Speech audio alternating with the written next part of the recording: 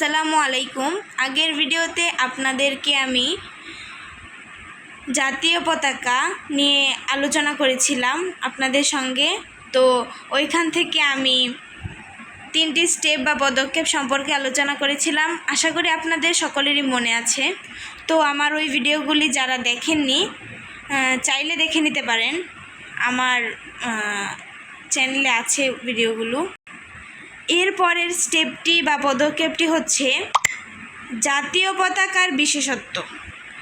আমাদের জাতীয় পতাকার সবুজ রং বাংলাদেশের শ্যামল প্রকৃতির দিকটিকে তুলে ধরেছে। লাল রং তুলে ধরেছে নবজাগরণের কথা। এছাড়া স্বাধীনতা অর্জনের জন্য এদেশের মানুষ যে রক্ত দিয়েছে তার ইঙ্গিতও বহন করে এই লাল রং। মোট কথা, আমাদের দেশের স্বাধীনতা ও প্রকৃতিকে ধারণ করেছে এই জাতীয় পতাকা। আশা করি আমার কথাগুলো সবাই বুঝতে পারছেন। এরপর পঞ্চম স্টেপ বা পদক্ষেপটি হচ্ছে জাতীয় পতাকার গুরুত্ব। জাতীয় পতাকা আমাদের সকল বৈষম্য দূর করে দেয়। আমরা এ পতাকার ছায়াতলে একত্রে মিলিত হই।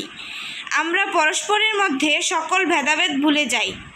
এছাড়া আত্মস্বার্থ ত্যাগ করে দেশের জন্য সর্বস্ব ত্যাগ করার প্রেরণা আমরা জাতীয় পতাকা থেকে পাই।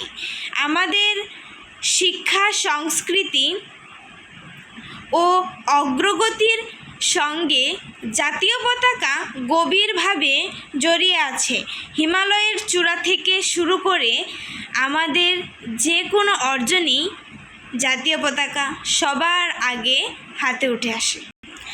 আমাদের গৌরবের ইতিহাসের স্মারক জাতীয় পতাকা শুধু বর্তমানেই নয় বা শুধু বর্তমানের জন্যই নয়, ভবিষ্যতের জন্যও সকল প্রেরণার উৎস আমাদের এই জাতীয় পতাকা।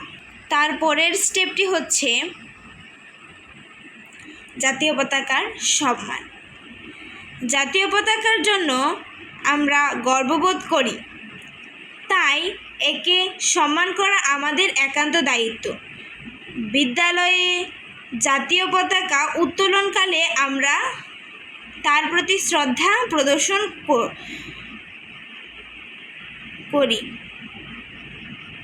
এবং আমাদের পবিত্র কর্তব্য হচ্ছে এই কাজটি করা। এছাড়া অন্যান্য স্থানে বা অনুষ্ঠানে যখনই জাতীয় পতাকা প্রদর্শন করা হোক না কেন, তখনই দাঁড়িয়ে তার প্রতি আমাদের সম্মান প্রদর্শন করা উচিত।